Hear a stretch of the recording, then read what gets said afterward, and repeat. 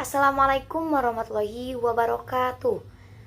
Sebelumnya perkenalkan Bunda, saya Asri Fauzia Hindasa dengan NPM 21212121095 dari kelas 2C. Di sini saya mengambil judul Citra Masyarakat Modern di Manhattan dari kumpulan cerpen 1000 Kunang-Kunang di Manhattan karya Umar Khayyam.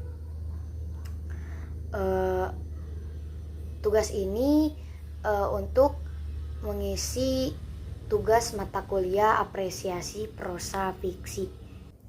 Sinopsis dari cerpen ini yaitu cerita pertama berisi tentang dua tokoh yang berpacaran. Dua tokoh itu bernama Jane dan Marno. Jane adalah seorang wanita yang terpisah dengan suaminya, dan Marno adalah seorang pria yang terpisah dengan istri dan tanah kelahirannya. Mereka berdua berpacaran. Kemudian Marno teringat dengan istrinya, dan lampu-lampu yang berkelipan mengingatkan ia pada ratusan kunang-kunang yang suka bertabur malam di sawah embah di desa. Sepasang suami istri yang hidup itu pindah di kota New York. Di sana tak ada interaksi antara satu orang dengan yang lainnya. Kemudian cerita yang kedua, mereka tinggal di sebuah apartemen. Sang istri mulai kesepian dan ia memiliki tetangga bernama Madam Skid. Ketika Madam bertemu ke tempat seorang istri itu, ia menceritakan biografinya. Madam Skid hidup dengan anjing dan melatih anjingnya bernyanyi, melatih yoga. Akankah Madam Skid ini seorang yang suka bersandiwara? Karena mungkin ceritanya saat pertemuan itu tidak benar. Suatu hari Madam G itu menghilang, tiada keterangan yang jelas dengan Madam Skid. Hal ini membuat kurang menarik, tiada kejelasan tentang tokoh Madam Skid ini pada cerita kedua. Kemudian cerita ketiga, cerpen ini menceritakan seorang anak berumur 15 tahun. Anak itu bernama Sybil. Ia mempunyai ibu yang selalu pulang malam dan dalam keadaan mabuk. Terkadang ibunya juga suka membawa laki-laki pulang ke rumah.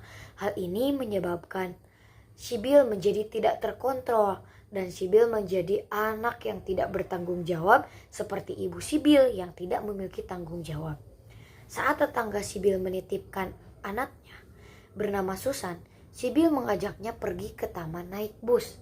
Sybil mengajak bermain petak umpet. Padahal Sybil itu berniat untuk meninggalkan Susan. Setelah ibu Sybil mengetahui, Sybil pun dimarahi oleh ibunya.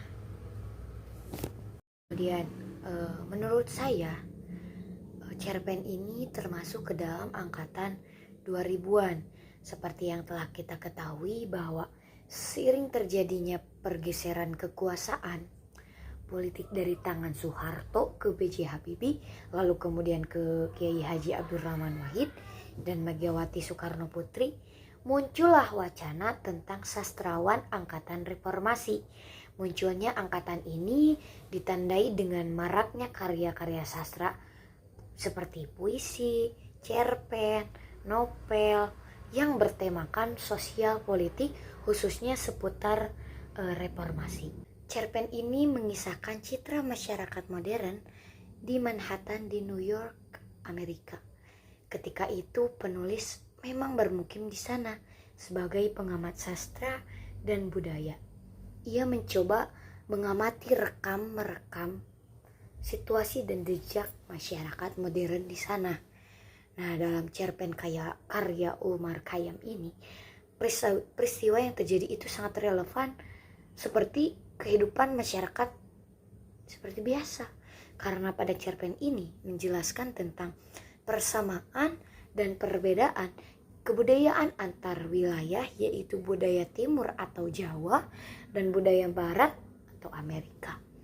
Di sini terlihat bahwa realisme Umar Khayyam adalah realisme orang-orang Jawa yang sangat mengenal kepribadian Jawanya. Seseorang yang menggunakan nilai-nilai Jawa sebagai sikap hidup karakternya, Umar Khayyam ini menggunakan budaya Jawa dan wayang sebagai ungkapan dalam penceritaannya. Dan saya itu merasakan bahwa cerpen ini memiliki nilai sastra yang tinggi di bidang sosial maupun budaya. Hal ini dapat dilihat dari sepasang manusia modern yang sibuk dengan dunianya masing-masing, yang nampak egois dan juga bebas. Nah, kalimat dalam cerpen yang digunakan Umar Khayyam pun itu memiliki makna tersembunyi dan membuat pribadi saya justru tertarik untuk menuntaskan lembar demi lembar suasana yang diceritakan Umar Khayyam dalam cerpen ini. Cerpen ini juga terasa nyata sehingga saya masuk ke dalam suasana cerita tersebut. Dan selanjutnya itu mengenai unsur intrinsik adanya teori strukturalisme yang memberi penekanan analisis yang terbentuk dari unsur intrinsik. Nah, berikut unsur intrinsik yang ada pada cerpen Seribu Kunang-Kunang di Manhattan karya Umar Khayyam. Yang pertama ada alur. Nah, pada cerpen Seribu Kunang-Kunang di Manhattan ini itu menggunakan alur maju atau progresif dalam ceritanya. Kemudian yang kedua ada tokoh dan penokohan. Ada dua tokoh sentral dalam tokoh ini, yaitu Marno dan Jen. Marno ditokohkan sebagai orang yang memegang teguh budaya timur, sentimental dan terikat pada norma budaya timur. Sedangkan Jen adalah perwakilan budaya barat yang liberal dan tak acuh pada keterikatan yang bagi orang timur itu dianggap wajib. Yang keempat, latar. Yang pertama ada latar tempat, itu bertepatan di apartemen Jen. Kemudian latar waktu, cerita itu berlatar waktu pada malam hari. Kemudian yang ketiga, latar sosial, cerita ini berlatar sosial pada kondisi pertemuan sosialita timur dan barat. Marno mewakili timur dan Jen mewakili barat. Kemudian sudut pandang. Seribu Kunang-Kunang di Manhattan ini diceritakan dari sudut pandang orang ketiga. Kemudian ada gaya bahasa dan nada. Jika dilihat dari diksi, pilihan bunyi dan sintaksis cerita ini mengundang nuansa kelembutan yang begitu halus, suasana toleransi yang begitu kuat, dan sanggup mempengaruhi pembaca yang secara halus merasuk mempengaruhi alam pikiran mereka. Kemudian yang terakhir yaitu tema. Tema dalam cerita ini adalah tema sosial dengan sedikit unsur tema egoik. Nah, tema cerita ini adalah pertemuan dua budaya barat dan timur yang lembut, mesra, gelisah, dan sekaligus penuh toleransi. Nah, dari pembahasan yang saya paparkan tadi dapat disimpulkan bahwa cerpen ini mengisahkan citra masyarakat modern di Manhattan, di New York, bertepatnya di Amerika. Ketika itu, seorang penulis ini memang bermukim di sana sebagai pengamat sastra dan budaya, yaitu ia mencoba merekam situasi masyarakat bermodern di sana.